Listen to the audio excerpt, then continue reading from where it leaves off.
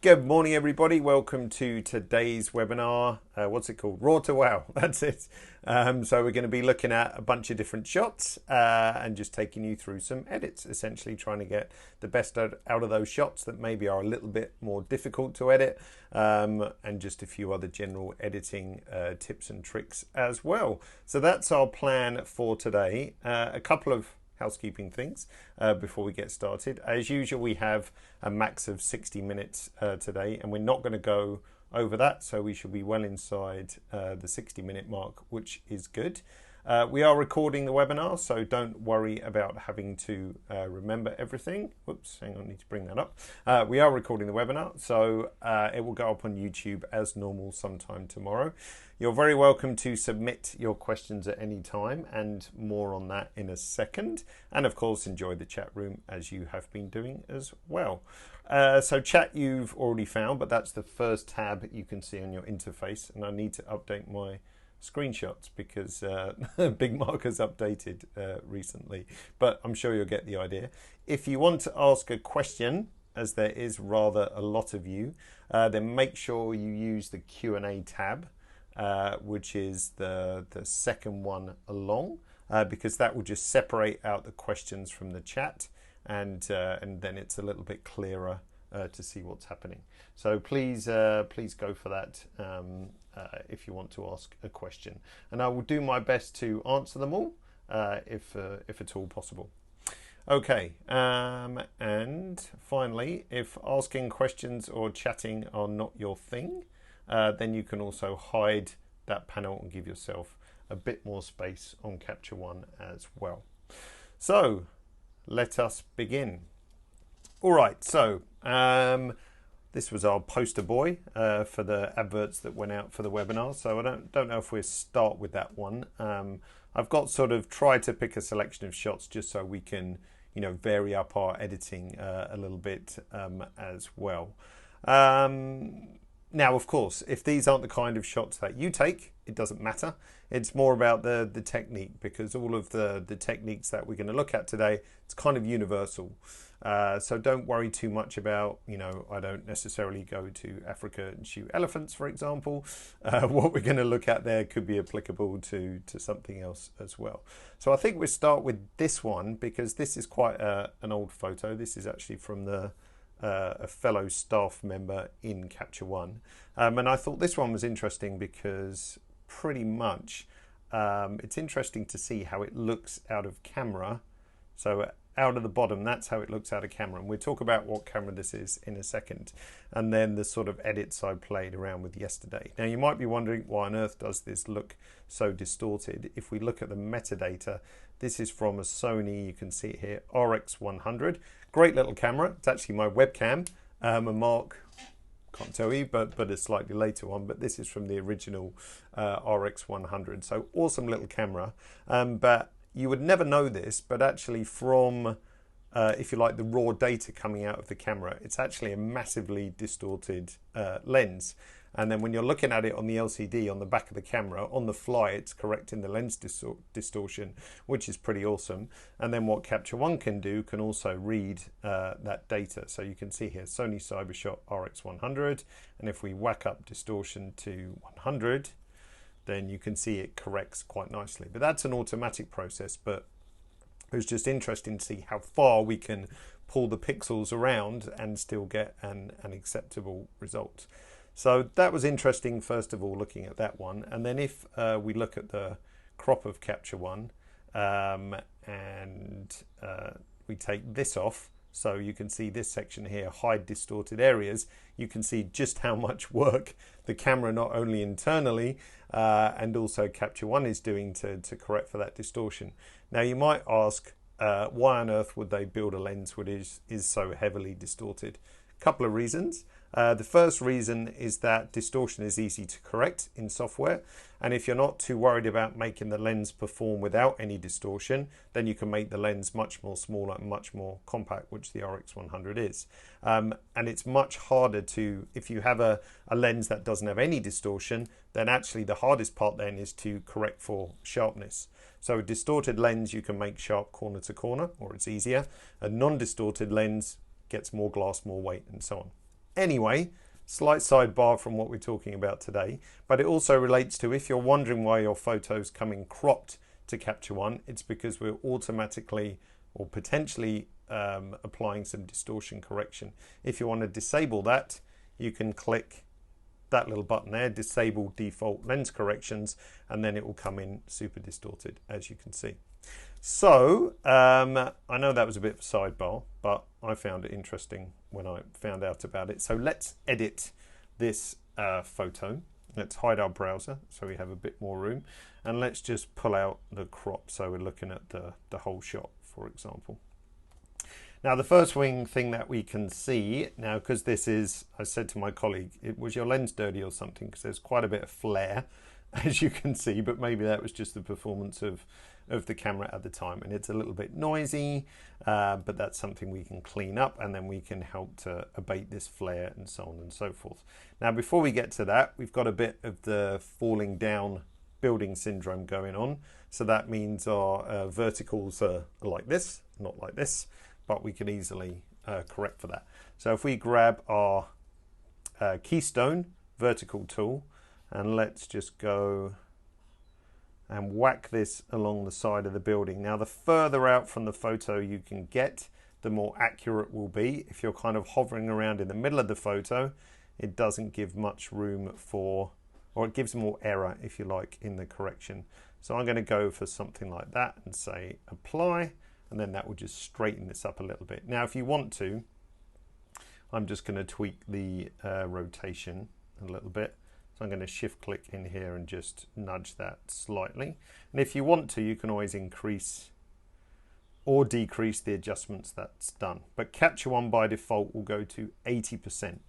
And the reason that we have 80% is that correcting to 100% sometimes can look a bit too unnatural.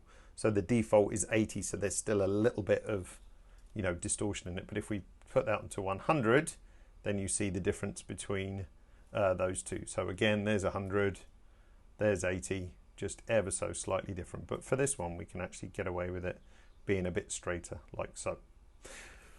So a handy little tool, and don't forget you can always tweak it if need be as well. All right, let's go and now think about the editing process. Now I'm just going to hide my viewer labels. That's something else I quite like to do, because I don't really need to look at the metadata. I just have a nice clean image. And also when we're editing, I quite like to turn on this view up here, because it gives me some space around the shot. Now I won't do that on the webinar, because I think the more resolution you guys have, the better. So let's stick with that. All right, first job. It's actually not too bad out of camera, but what we can do is I would probably bring the brightness down, which is the midtones. So brightness correction is midtones. Exposure would be everything in the shot, shadows and so on. So I might bring that down a tiny bit. Now looking at highlights, shadows, whites and blacks, we can see the difference between these sliders, what's happening. So if we grab highlights, you can see right away that has a nice impact on our car down here at the front, which is full of flare. And whites, we might even be able to improve just on this a little bit more as well. So if we bring the whites down, we've got a bit more. But it's still a bit too kind of flary for my liking. So we're going to think about how we can correct for that later. Now shadows are actually pretty nice, but I don't think I want to lift those a bit more, because in actual fact, I'll probably make them darker just so we have a bit more contrast going on, like so, and up the contrast a bit. And then also I'm going to bring up the clarity, but not that much, which is also a contrast adjustment, but in the midtones.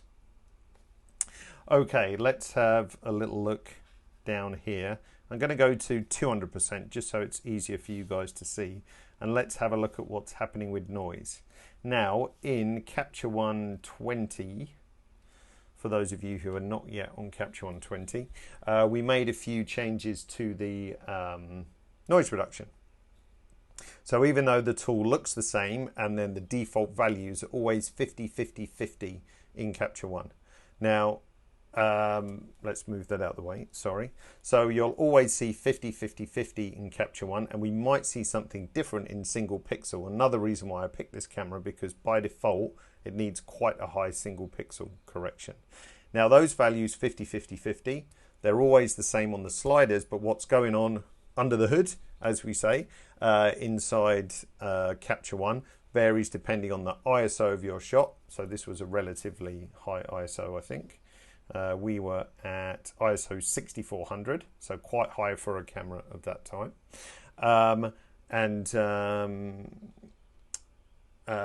So based on the ISO and the camera, under the hood, different things going on with noise reduction. But what we try to do is give you a good sort of default between noise and detail. But I think we could improve on this a little bit. So the kind of speckly noise that you see here, this can be removed by bringing up the luminance slider. Now we could go all the way to the right, but I think it's getting a bit soft then. And I don't mind a little bit of noise. It's almost like film grain. So I would go with that. And then if we look under the car or sort of on the tires, then we've got a little bit of color noise, so I might just bring that up a tiny bit as well, but not too much. Now single pixel, now let's see what happens if we bring this to 0. It's actually not too bad on this shot. Let's go into sort of a shadow area. Now it's actually handling it pretty well as default, but what single pixel is, probably if we'd push the exposure on this a little bit more, then you'd start to see black and white pixels popping up over the screen. And what single pixel does is help to get rid of those. Now it's very targeted and it doesn't really have any issue like on the rest of the shot. So even at 100, it's not kind of getting rid of any details or anything like that. So the default of single pixel is normally pretty good, to be honest. So I'm going to leave it around there. So that's given us a good noise reduction. I still don't like that the car's a bit sort of flary. So we're going to deal with that with a gradient mask. So that's this symbol over here in the layers tool. So let's hide me so we can see what's going on. If we go drag up from the bottom and hold our shift key down, that's going to give me this gradient mask. Now if I turn M on, M for mask, you can see that's the area that's going to be affected by layer 1 on this photo. So that's given me a pretty good fall off. Now if I want to make the fall off a bit more harsh, if you like, then if I hold my Alt key down, I can actually change the fall off to be, you know, almost instant or just something like this. So I'm going to go for that, I think. Let's see. Oh, did I let go of my key a bit too quickly? So hold my Alt key down, drag this down, and let go. There we go. So now my mask is fading off a bit quicker. So what I can do here now, I might take my, going back to my exposure tab, I'm going to take my exposure down a bit more on that one, and also the highlights down a little bit more as well. And I might actually, thinking of white balance, just warm up the bottom. So as it was shot, it's around just under 4,000, but I think down the bottom, we could probably warm it up. Just going to use my cursor keys just to go down a little bit. Something like that. Just takes the edge off almost the haloing. Now another thing we can do with lens corrections, which I didn't think about actually. I don't know if there's any chromatic aberration going on here. It's actually not too bad. But another thing that you can do in your lens corrections tool is if we look at what I've got highlighted up on screen here next to chromatic aberration, part of the lens calibration process is that we analyze each lens, of course, and we can correct for the chromatic aberration for that. But no two lens copies are the same, really. Obviously, the more money you pay, the more consistent it is. But obviously, on a cheaper sort of range of lenses, then it can vary a lot. So even though we've got a default chromatic aberration removal, we can actually say analyze, and Capture One will analyze for the picture or camera lens combination. Now you can do that on a batch. So if you've got, 300 shots, you can select them all, choose analyze, and then it will analyze the chromatic aberration. So that's sometimes a good first step you can do if you know the picture.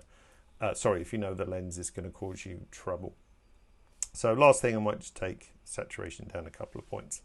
There we go. Now just to refresh our memory, let's bring up the original one. Well, actually I'm going to make an image, new variant, so that will give us a virtual copy. And let's just turn off the distortion for fun to see how it looks, and then put it up against this guy.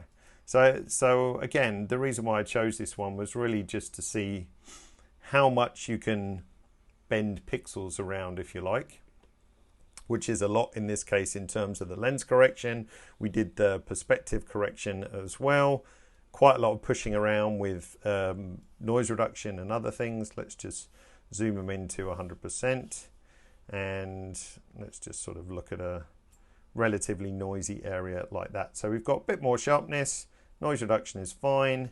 It's never going to be super sharp because of the ISO, but I think together we did a pretty good job, and it just shows really the flexibility of a RAW file. So hope that was an interesting first go. Let's have a look at some questions, because I see the little light is flashing. Oh, very busy. Now listen, if I don't get to your specific question, I do apologize. There is lots of you online at the moment, so there's a limit to how many I can answer. Otherwise it would just be Q&A. Okay, now in terms of are we going to add anything to capture one type of question, that's not something we tend to discuss in public, but you're always very welcome to give us feedback, what you want to see on social media, or you can go to our support site and put in a feature request as well. So that's my best advice: throw in a feature request.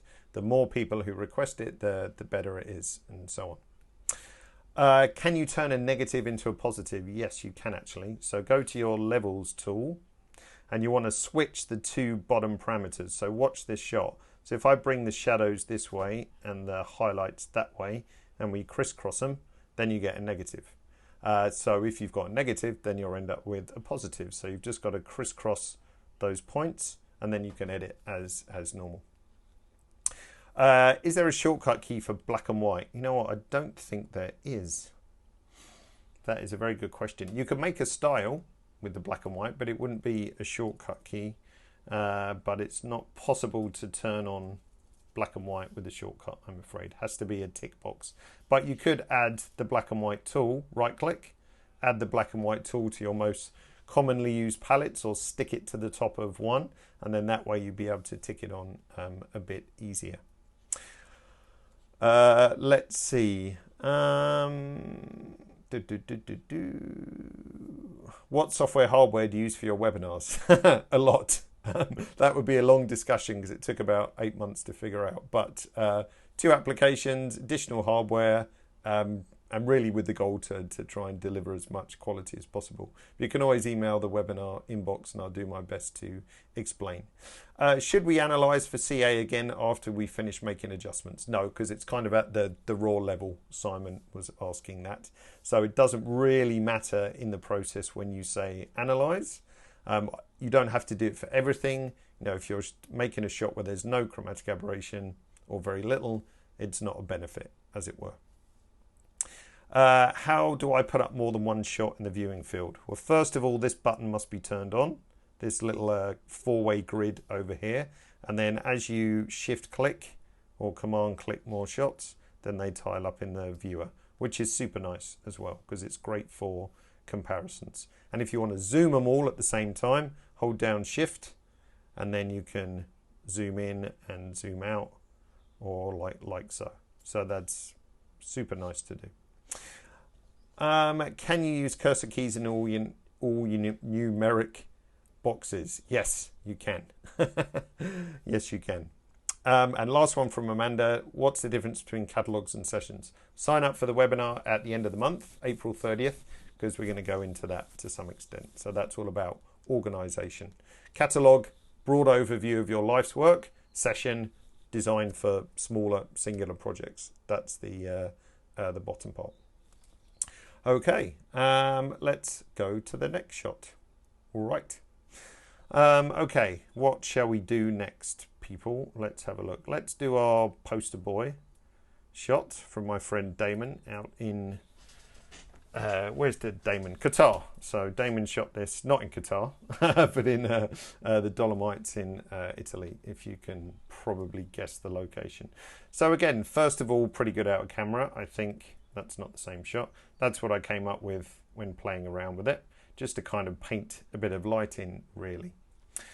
So what we're going to do is sorry, just moving a window out of the way, is first of all we're going to look at base corrections, if you like, because it's good to split up what you think you can do for the whole shot, and then how we can sort of narrow it down to think this area just needs something else as well. So it's a bit flat, as we can see first of all, and that's indicated by the histogram, because most of our tonal range is kind of wedged on one side. So we don't really have much going on above the mid-tone, so it's looking a little bit on the flat side.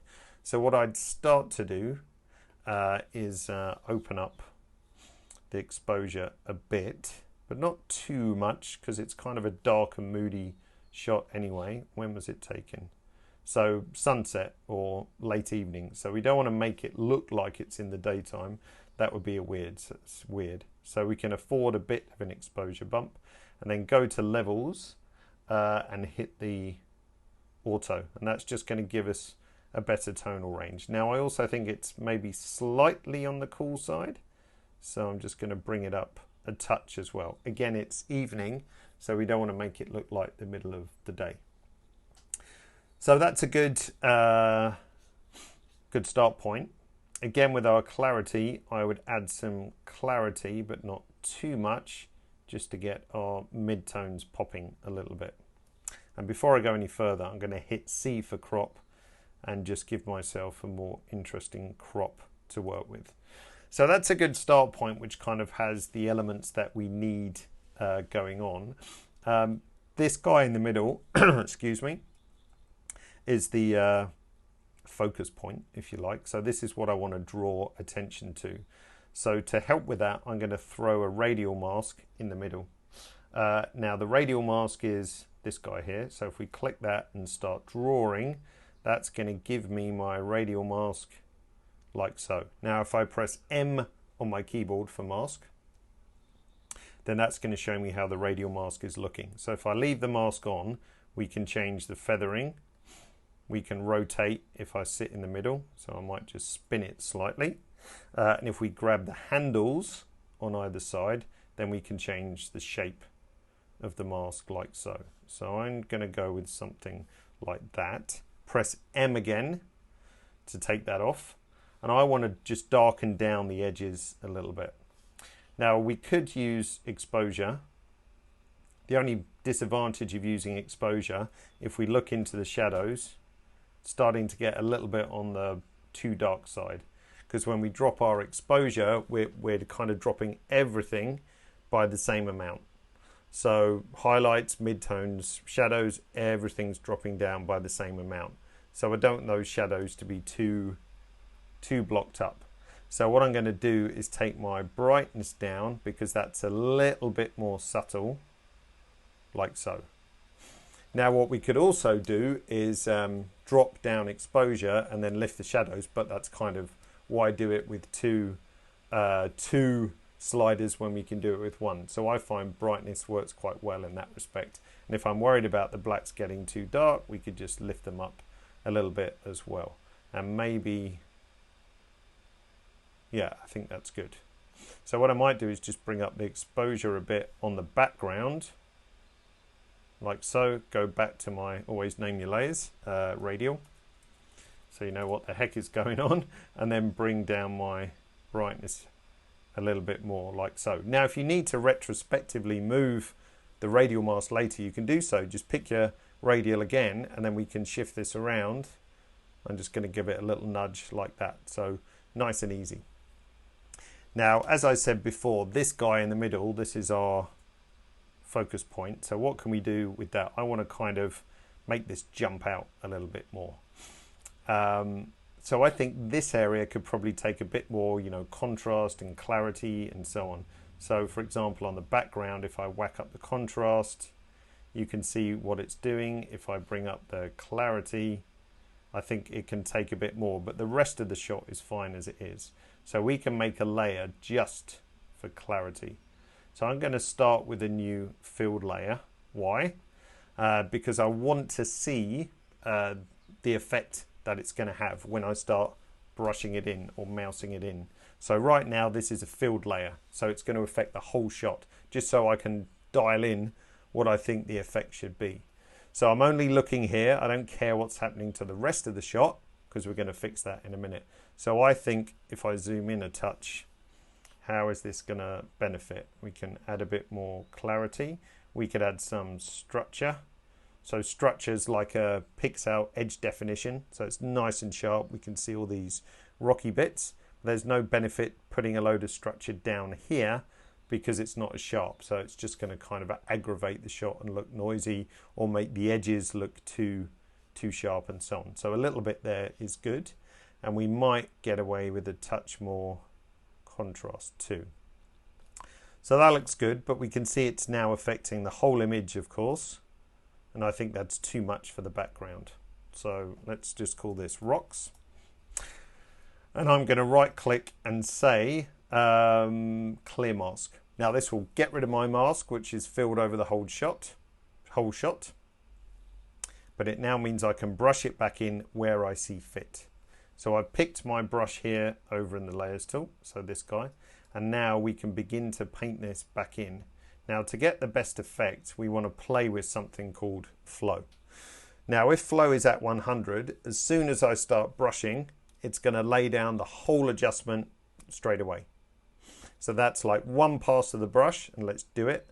It's going to simply paint in all of my adjustments straight away, like that. Now in this case, that might work all right actually. So if I press M, now you can see where the mask is. But if I want to vary how that mask builds up, then we can use flow. So I'm going to right click, clear this mask again, right click and turn flow down to something under 10. So it's a percentage value. So what that simply means, every brush stroke, or if you're using a mouse, same thing applies.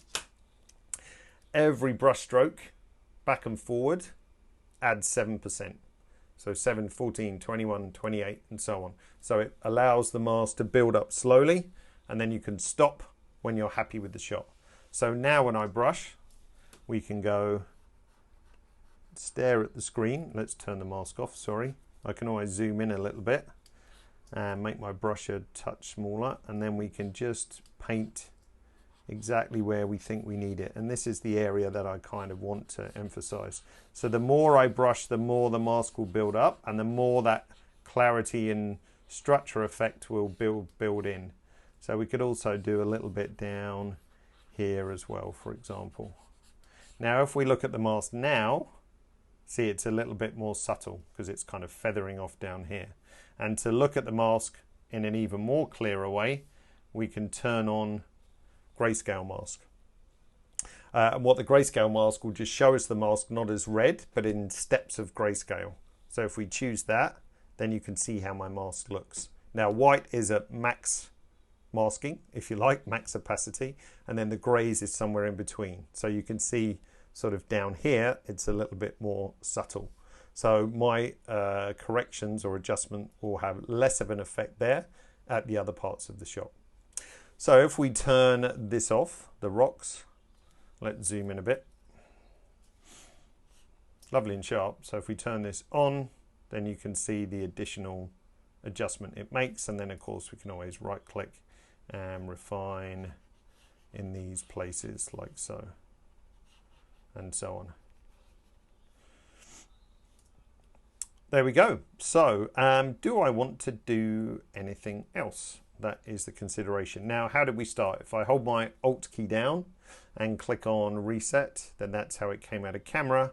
And then that's how we are now, just to give rise to that dude in the front there. Now, if you think you've overdone it, anything, you can always go back retrospectively and change the opacity on any of the layers that you've made, for example. So on my radial, I actually might make that a bit darker still, for example. Like so. Now I don't know if that looks anything like what I did yesterday. Probably not. Quite different, you can see. So that's what I did the day before. Actually went warmer in that respect, and this is what I did today. I can really never edit, match and edit from day to day. It's quite funny, really. So if we wanted to go warmer, we could tweak that up a bit, for example. Let's have a look at some questions. I saw Yanis was asking earlier, can we share the raw file? Sometimes I can. If you've been catching us on Facebook and YouTube live over the past week or so, sometimes we've been sharing raw files if we have the permission to do so. So I can appreciate we can't always get the release to do that, but if it's, you know, one of my crappy pictures, then then I'm more than happy to share it. So we're trying to share when we can, basically. So try and catch us on Facebook for that. Let's have a look. Going to the questions tab. Let's see. Can you blend bracketed shots together? Carl was asking.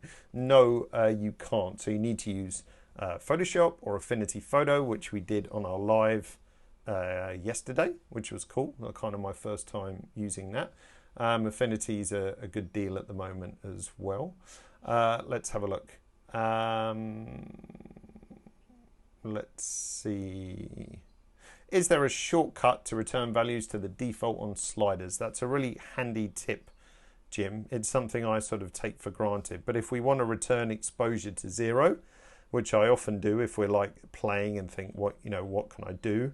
It's really annoying to try and move it back to 0. So Jim, double click anywhere. Oh, hello.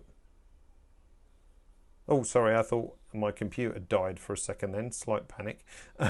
So Jim, double click anywhere on the slider and that will take it back to 0. Okay, so anywhere on the slider goes back to 0. If you want to preview what that slider is doing, I'll just make it exaggerated. You can click and hold the name of the slider and it will give you a preview like so. So double tap to 0. Great question, Jim. Thanks. I think that's pretty much good for questions. Stefan said, do you support RAW files from iPhone? Well, yes and no. Not the HEIC format, which technically isn't a RAW file. That's as compressed as a JPEG. But if you have an application like, what was I using? Halide, I think. If it spits out a DNG, then yes, you could bring that into Capture One. Cool. All right. Let's go to another shot.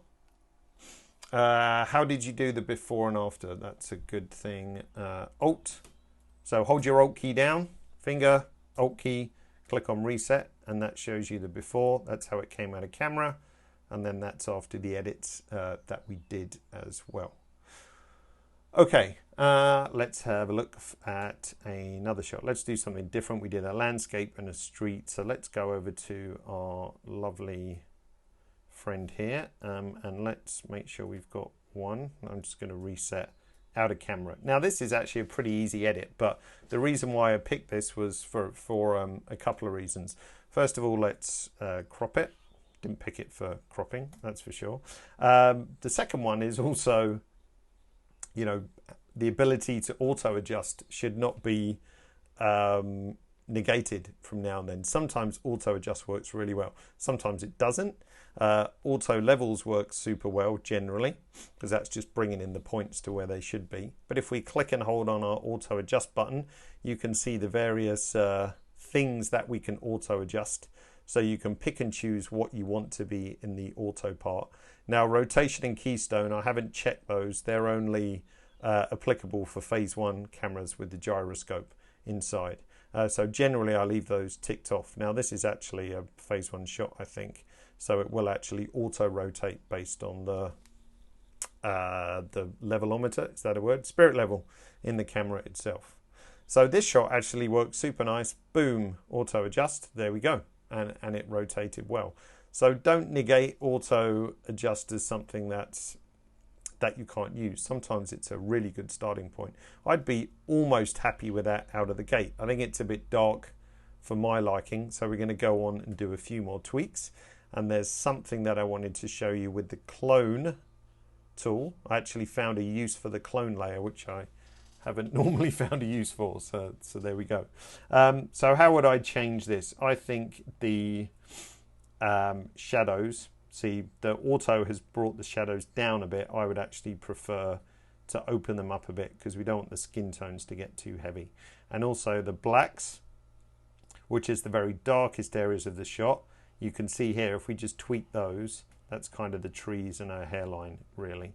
So I'm just going to open up that a tiny bit. So I'm pretty happy with that, and that's like, you know, a really super easy edit. But one thing I did notice, and I don't know if it's a trick of the light, or it's a reflection or something, but her pupil on the right hand side looks really big compared to the left hand side. As I say, I don't know if it's just a light reflection. I think it could be a person actually. I can just see someone's head there. So, but I found it quite distracting looking at it because it didn't look quite right. So I thought, why not clone her right eye to her left eye, which might sound a bit strange, but it actually did work well. So if we do a new clone layer, and this is an exact copy of pixels from one place to another. So we need to grab our brush, and first of all, let's zoom in a bit, and I'm going to set the size to be a bit smaller. So right click and move that down. So something like this. And we need to set the source point. So I'm going to set the pupil as the source point. So if we click on the Alt click, so I'm holding down my Alt key or Option key as you might know it, and then set my source point. So that's that little circle. And then I'm going to just brush. Oh, I've got my mask turned on. Let's turn my mask off and brush a bit over there. Now it's not quite in the right spot, so the poor girl's going to look not exactly right. Let's just hide my tools for a second. So what I can do is, if we look at the mask, I'm just going to pull this and bring it down a little bit as well. And then we've got kind of a line here. So if I bring up my erase brush, that's this one, make that smaller. What we want to do is just, whoops, get rid of this bit along here, like so. And we can always refine that as we see fit. A bit too much, like so. So now, if we zoom back out, I'll set a shortcut for zooming out, and we turn the clone layer off, and we can see before and after, like so. So if we scrutinized it like super, you know, 200%, we might think something is up. But once we look at how we're going to view it in print or on the web or something like that, turning this one off, it's like, what's going on? It's definitely a reflection, and now it just looks a little bit more natural. So that's pretty much the only use of the clone tool that I've found. Generally, I'm healing. You know, we're getting rid of things in the shot or whatever, but clone is not something that I've ever really, you know, needed to use. So it can be useful at times. There is things that pop up. Now, in terms of healing, if I did want to heal anything, we'll have to look at that in another shot. So, and then we can look at healing. So that was a really easy edit. If we do before and after, so you can see the shot change. But I wanted to show this one just to say you don't have to overcomplicate things if it's not necessary. Try and auto adjust. If the shot is almost there, auto adjust can really kind of get you, you know, quite a long way. What is the key to set clone? I just saw pop up. So it's the type of layer. That's the important thing to think about. So you can see here in the layers tool that as this is a clone layer, it's got the little stamp icon. I'm not trying to stab you. That's supposed to be a stamp indication. But if we chose heal layer, you see it has the little plaster icon, I guess, or bandage icon. So it's the kind of layer that dictates what's going on in the shot. And then it's just a case of drawing a mask as you did before, and Alt press to hit the set point. Let's see. Let's have a look at the questions.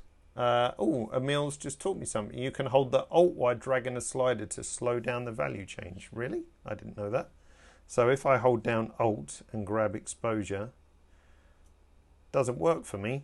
Maybe you have a special keyboard, or it's a PC thing, or is it Command? Nope. Emil, tell us your secrets. Okay, let's have a look at the questions. 1 second. What's the best curve to start working on your file? So what Jerome is talking about is, whoops, let's get rid of that clone. What Jerome is talking about is this guy in base characteristics, so the ICC profile. So what you can do if it's available is set, where is it, under flash shadowed. That's strange, there isn't one on this guy. Let's check. Let's go back to a different shot. Let's take this one. So linear response, like so. I very rarely use linear response. What this is doing in base characteristics is that it's giving you the start point for the shot. So that's the ICC profile, which is picked up normally. So Nikon D810 in this respect, and the curve is set to auto. Now nothing automatic is happening. It's using the curve that was used to create the profile at Capture One HQ. And by default, that is the film standard curve. So in this case, auto and film standard are the same. Now, if you prefer to start your editing with a bit more punch, you can go for high contrast. If you prefer it flatter, you can go for extra shadow. If you want it flat as anything, you can go for linear response. Now, I don't think it's something you need to do for every shot. And there's a caveat with linear response in that the film standard curve kind of gives you a bit of hand holding in terms of protecting your highlights and a few other bits and pieces. Linear response is just as flat as it can be out of the camera. So you've got to be mindful of your highlights, how they're looking, make sure you don't blow them out, don't crush the shadows and so on. In theory, you will have more control, but you need to put more work in. So if you're stuck at home with nothing to do, have a play with it, but don't feel it's necessary to get the best out of a shot, for example. The alt drag is a PC thing. There we go. So let's see if we can add it to Mac as well. Willie said, could we darken the cloned eye notch? Actually, you couldn't with... so this is my clone layer. So you see that the exposure tools are grayed out. But if I was to make a new layer, what I could do is say right-click, copy mask from clone layer 1. So that's going to give me the same mask, and then we could go to, I'm just going to pick, so now I could just drop it down a bit, because you're quite right. Who is that, Kenny? Willie. You're quite right, Willie, that it's not quite right. So we could just tweak it a little bit like so. But yeah, you can't edit the exposure on the clone, but the cheat is to make a new layer and then right click, copy mask from, and that gives you the exact same mask, which is really super handy for a tweak like that. Okay, where am I looking? Questions, new questions. Thanks for the alt drag PC tip. Yeah, very handy. So we answered Jerome. Is there a video on healing? Yes, when I throw up the end screen, there's a link, learn.capture1.com. Look for the tutorial, which is about local adjustments, or layers, sorry, advanced layers. And that's got stuff about healing and cloning in there as well. Okay, all right. Let's go on to the next shot. So I know that wasn't a super raw to wow one, but I just like that little tip. Now this one is more tricky. And again, this is from my friend Damon, because we have all kinds of different tones going on, and I wanted to make a black and white like this, for example. So we've got loads of sun bouncing off the mountains, or the Dolomites, which is kind of causing its brightness. And we've got the foreground in shadow. So we've got wildly different dynamic range there, for example. So how would we treat this? So again, I think the best way to do it is to treat it in two halves. So let's focus on getting the foreground right, and then see how we can deal with the background separately, or sorry, the sky and the mountains separately. So they're a bit hazy, they're not unsharp. If we zoom into 100%, plenty of details going on. It's just that glare kind of goes against what we're seeing in the front. So how do we handle that? So I'm going to ignore what's going on with the sky. I'm just going to think about what looks best for the ground, and we kind of try and equalize the sky up a bit, and then we can convert to black and white. Okay, let's see, 1 second. Let's go for opening up the brightness a little bit, and also the blacks. I'm probably guessing the trees down here are mostly the blacks.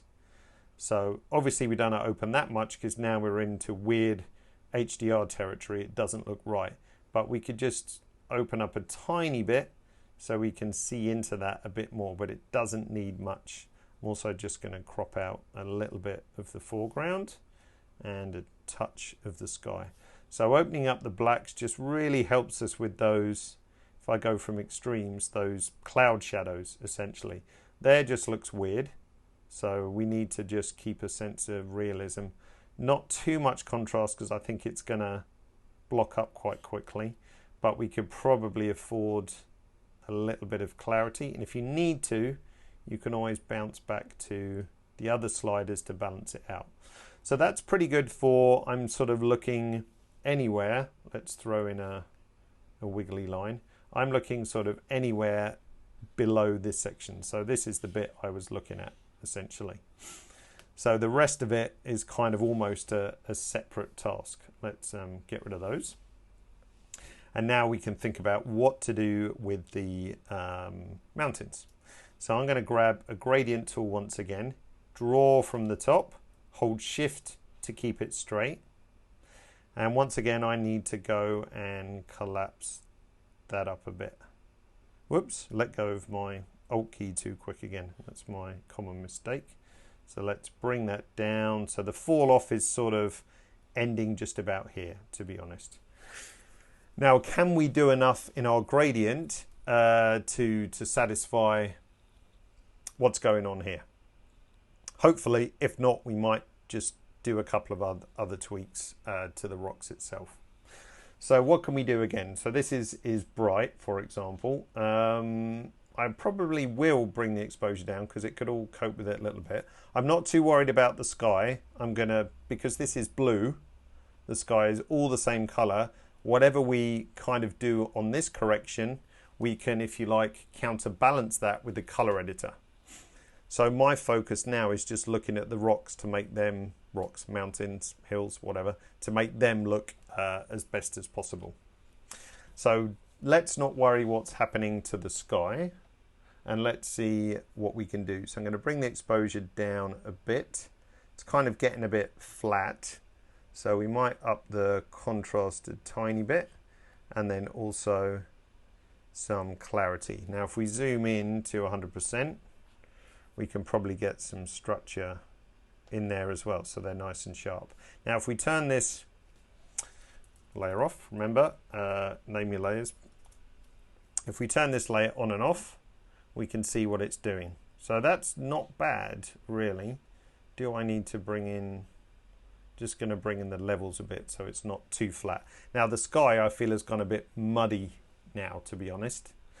Now rather than trying to make another layer and do loads of other fancy stuff, we're lucky that we've got everything is one color pretty much. So I'm going to grab my direct color editor and I'm going to use the basic tab, click and hold on the sky, and now if I want to go brighter or darker, I can, let's just try it once more. I can just drag my cursor to the right and I'm going to exaggerate, or the left, and then you can see the changes that's being made like so. So I'm just going to lift that up a little bit and make sure I don't affect the saturation like so. So now if we just turn mountains on and off, it's still darkening the sky, but if I do an option click on here, you can see I've just lifted the sky a bit. And Captron's actually picked out the color tones that I need. So maybe I'll just lift it a bit more and lift that one a touch as well. Okay, so I'm happy with that. That's just taken the muddiness out of the sky a little bit, but the rocks still look nice. I'm still thinking maybe we could just push up clarity a bit more as well, like so. Now I wanted to go black and white. Now if you want the color, good tip here, because I'm actually not too unhappy. If we look at how it came out of camera and what we have now, I'm actually not too sad about that. I think we could even possibly chuck in a bit more contrast, like so. So I'm pretty happy with the color, but if I'm not sure, what I normally do is I will make a clone variant. So that will make a virtual copy of the shot. So if we look in our browser, we've now got the one we were just working on and our virtual copy. So if I'm not sure whether to go black and white or not, that's a good way to just not have to do, undo all your editing work and then go to black and white. Now this one can be our black and white variant like so. Let's just, excuse me, let's just move this up a bit. And the way the black and white tool works is just changing those densities. So I imagine red, we might have a bit in the ground. So you can see what happens, that just changes the density. Certainly don't want to make it too bright, but I might make it a bit punchier. Yellow is probably all going to be in the foreground.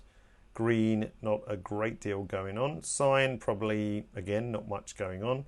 Blue, definitely in the sky, as you can see. And then magenta, a touch in the sky as well. So they're just changing the density of each of those color tones. The only thing that I think with that black and white conversion I quite like, we could just put a good old, boring old basic vignette like so. Not as sophisticated as the radial mask, but can do a nice job. So let's look at, let's make another variant, image, new variant. So that's going to be no adjustment. So we've got our original, our color. So there's our original, there's our color.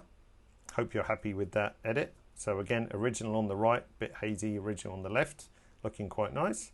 And then we had our black and white, like so. I don't know, let's get rid of the original. So that's our black and white. And there's our color, like so. So two different interpretations if you like. Now if we want to see before and after, option right click. Oh, let's get my head out of the way. Option right click. There we go, before and after. So two different kind of edits. I saw a good question flash by. How does clarity change, or the different clarity methods? So let's just bring up a clarity floating tool. So we've got this guy here. Which layer am I on? I'm on the background. Good. So 4 different clarity methods: natural, punch, neutral, classic. It's kind of the history of how the clarity methods were developed, if you like. So classic, if we change to that, you can see the photo change. Classic was the original Capture 1.6 method when clarity was introduced. I think it was in Capture 1.6. It's kind of the old legacy method. Now, the problem with classic is that if you push it too hard, then you'll start to see these halos around the edge of high contrast areas. So you have to really be careful if you're using classic. Now, neutral came along in Capture 1.8, I think, or 7, and that's just doing a much better job of not being able to show those halos, but there's still a chance you might get some haloing going on, but you can push it harder. Now, punch is the same as neutral, but it also ups the saturation. So let's see what happens if we go to punch. See, the saturation goes up 10%, I would argue, something like that. And the final one is natural, which you can see, look, if we go to punch and then we go back to natural, I'm just kind of squinting at the screen, punch, natural, ever so slightly different. Natural is actually the best clarity method. You can push it quite hard without sort of messing up your picture and getting the halos and so on. So 99% of the time, I leave it stuck on natural. The others are there for legacy reasons and so on. As I said, 90% natural just works beautifully. Now, if you need to push it hard, but you're starting to see halos, and you might do depending on the shot. So let's just get our color back. Let's just get rid of you for a second. So let's say we wanted even more clarity. Let's do a new field layer, like so. So that's over the whole shot, M, to see my mask. And we whack up, bang in loads of clarity. You can see it's starting to halo around the edge. But if you really wanted that super crisp look on the mountains, might actually work. Let's hide the browser. But it's too much for the sky. So if we zoom out, if we turn that layer on and off, it's kind of too much really for the sky. I think it's starting to maybe look over the top and the trees are too much. But if we right click and say clear mask again, did I clear it? Clear mask, I think so. Yep, grab our brush, nice big soft brush, low flow, then I could think, well, let's just whack a bit more clarity into the mountainside here. Especially over here, it's a bit fuzzy, so that might benefit from a bit more clarity goodness going on, and along here. So now if we turn this on and off, it's just having a more subtle effect, but if it's too much, we could dial that back down as well. So I hope that helps. Not so much to hear about white balance. Well, I don't tend to tweak white balance a lot. Generally, it's pretty good out of camera. This one, I don't think I'd edit it. Maybe in the mountains, good point. If it's cooler in the mountains, so this was our gradient, we could change that a little bit, but I don't really think it's sort of necessary, to be honest. There will be a slight coolness naturally there anyway, but local white balance can be quite good, especially with these different lighting conditions. We've got full sun on the mountains and we've got shadow on the ground. So again, using that gradient mask, we could tweak those. How are we doing for time? Oh, geez, we're nearly out of time. Rabbiting away. What keys do you press to hide the tools? So any customization you'll find in the view menu. So tools, you can see here, Command T, hide tools. So if I do Command T, like so, or Control T if you're on a PC, or the viewer, we've got lots of viewer customization going on. Browser, Command B to hide the browser, and so on. And the other handy thing, certainly with the viewer, is to hide the viewer. I use the key just below Escape on my keyboard, so I can tap that, easy to access with my left hand, and then you can just hide the viewer and see your grid if you like. So, but all those kind of visualization options or customization, just look for those in the view menu. And Amanda, to bring up the brush, control click or right click. So if I right click with my mouse, then the settings come up like so. Okay. Where am I looking? Questions. How does the color picker get its value? Emil was asking. So the pickers, these guys, whether it's white balance or color editor, skin tone editor, they actually scale depending on your zoom level. So as you zoom in, the scaling changes. So it is taking an average.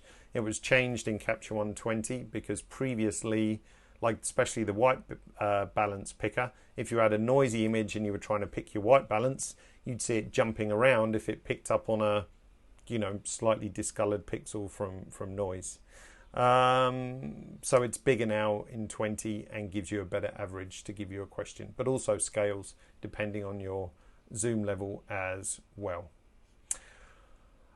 Let's see. What about the canvas? Tillman was asking. Yeah, if I right click up here, we can go black, we can go very dark, we can go medium, light, and so on. Now, there's lots of opinions about what it should be. I actually quite like very dark, but if you're printing, you could argue you should be probably on the light, just so you can see how it's going to look on white paper, for example. But I tend to stick with the default, just for the learning experience for you guys. If what you see is completely different to your screen, it doesn't help you. So I tend to try and stick to the defaults, and then you can find your own way with your own customization and so on. Can you get text correction for a retoucher? No, you can do the annotations as I was doing here. So you can highlight things that you want the retoucher to do, and if you export a PSD, you can have those added as a layer, for example, but there is no text notes in that respect. Okay, do we have time? We don't, but sod it, let's do it. As we say, we do a super fast edit on this guy. Okay, so two minute or 1 minute edit. Now, I think it's already edited to some extent. So let's say image, new variant. So here it is out of camera. It's a bit wonky, first of all. So let's use, could we use our perspective tool on him? I don't think this is going to work because I think it's too close to the middle. But let's align This really isn't going to work, David. But let's see if I say apply. Actually, it worked. There we go. So let's change the crop to something like that. And editing, it's pretty good out of camera actually. The only thing I would do is I would probably up the contrast and clarity a bit. The only issue with him is that he's kind of in shadow. If I bring the shadow slider up, it affects too much of the shot. So what I would do is we could do quick and dirty. So let's say we just do a mask roughly over here. So I've just done a real rough mask there. Now if I pull the black slider, in theory it should only affect him, because the areas outside of the mask, like the road, is not going to be affected by that particular slider because it's the wrong tonal range. I'm totally guessing here, but if I pull up the blacks, there we go. And maybe the shadows, we can just lift him up a little bit, which didn't require any complicated masking. So if we turn that on and off, I'd say we could get away with that. We could also, with the erase brush, if I make that smaller, just skim that area like so. So now that was a really super easy edit. Chuck in a vignette if we like. Job done. Option key to see before and after, like so. And again, if that's too much, we can just dial that back with opacity. There we go. We got the last edit in, or almost last edit. So we did this one, this one, this one, this one, and a very quick this one, whatever one it was.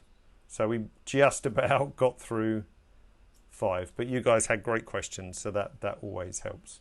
So hopefully you guys learned something there if we look at the befores and all of them. So that's how we started, and wow, that's how we ended up. So I hope the webinar was true to its title in that respect. Okay, last couple of questions, and then we will say goodbye, and you can carry out the rest of your days, as it were. How's the auto mask? I saw you asking. I almost used it actually for the mountain one, because I thought I might need to auto mask like a little bit of the hillside here, but it actually held on quite nicely. What I thought, if that needed to be darker, we could auto mask along that area, but I'll keep that for a different webinar. Eraser brush, Amanda, is this one here, or you can press, so over in the layers tool, or you can press E on your keyboard. So B for brush, E for eraser, brush and eraser. Easy to remember that one. Can you work on an image without importing? Come back in August 30th, end of the month, and we talk about organization. So you can actually use something called a session in Capture One, and that can actually work as a file browser, like Bridge, for example. So it is possible. So come back at the end of April, and hopefully we can look at that as well. All right, I'm losing my Q&A tab for some reason. Come back on my web page, and whoops, sorry, the webinar interface has gone a bit weird on my Mac for some reason. Oh, there we go. I just had to scroll down a bit. User error, as we say. Okay, I think that probably answered most of your general questions. Sorry if we didn't get to everything. When the end screen goes up, important thing to remember, I've just got something to make you guys aware of. For those of you who are on, hopefully this should pop out in a second. For those of you who are on Capture One 6, 7, 8, 9, 10, 11 or whatever, there's currently 30% off upgrades. So use that code upgrade30 in the store. Store login is required, so that button will take you to the store, but you will need to log in. You can look at your licenses and you can see what upgrade possibility there is. But right now there is 30% off those upgrades, which is a super nice deal. So if you're not on Capture 120, now's the time to do it, and also save 30% as well. There's also some offers for Fuji and Sony going on, so 25% off for those. And I think there's also offers for new license codes as well. But it's all there on the website. I just wanted to make you aware of that nice upgrade offer. So thanks again, ladies and gentlemen. Nice to spend some time with you today. It's always an uplifting part of my day to engage with you guys, especially when we're all stuck at home on our lonesome, as it were. So enjoy the rest of your Thursday and the weekend that's coming up, and see you all soon. Take care. Bye now.